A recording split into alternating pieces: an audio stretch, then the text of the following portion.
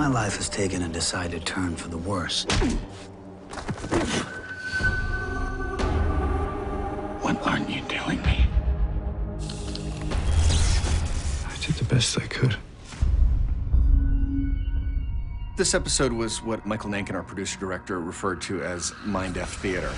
Part of the fun here is that the audience doesn't really know until halfway through the episode what moments are real and what moments are hallucinatory. Nothing like reading a scene where your character is taking a bath and an intruder breaks in and a big fight breaks out. Who's there? And you're like, am I doing this naked? I honestly believe Amanda in some ways thinks she's a bit of a superhero, and this is one of those moments that shows you how fragile she is. Tell me what's bothering you. Pottinger's a man who gets what he wants.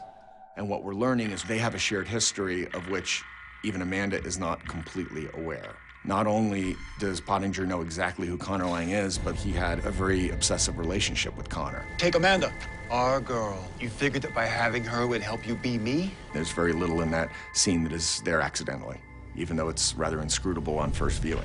We drop a number of clues, and that ties into some of the backstory that we're not going to fully reveal, sadly to say, until season 3. It's obvious if you just look at the facts. I didn't love your sister, and I sure as Stocko don't love you. How could I, sweetheart? You're damaged goods. Now, where was that fire when we were in the sack? I think I accidentally really slapped Grant in that scene during one take, and I felt horrible about it, but I kept going. But he was a trooper. He takes a beating. First time's foreplay. Second time, I take you apart. Scenes where you have to be really mean to women or children or animals, for me anyway, are really, really difficult. And it's a very harsh scene, and he's particularly cruel to her. Deep down, what Nolan says to her in the hallucination is what she fears he is. And even though she has begun to love him and she loves, you know, his affection, and they have the town of Defiance as a shared, almost child together, she doesn't believe or trust that they can be together because she's afraid that Nolan will break her heart. You crushed your son's hand.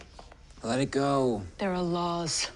I assert my right to safeguard my lineage. You're a disgusting troll. Obviously, Alak and his wife, Christy, is a real admirer of Daytak. I want you to burn the Cast-Than crazy scrolls and fix her family from the inside.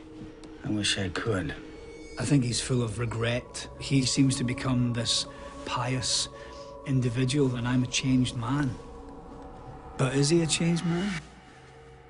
Can a leopard change his spots? What is it with you Casties? What? Don't be alarmed. I wanted to welcome you to our home. The bath scenes are always interesting because, you know, obviously I'm a bit self-conscious and I have to pretend that I'm not self-conscious. I have to act, you know, an alien who is not self-conscious about their body whatsoever. But it was quite an interesting thing to actually have another human in there playing the complete opposite of me. It has sort of the peculiar humor and the weird character interactions that I think has really been a characteristic of season 2. That scene really sort of like hits it because it's funny, but it's creepy and it's weird. And that's Defiance in a nutshell. Enjoy your bath. We all do terrible things to get what we want. The most we can hope for is that what we want is worth the evil we do. Defiance. All new Thursdays at 8, only on Sci-Fi. Imagine greater.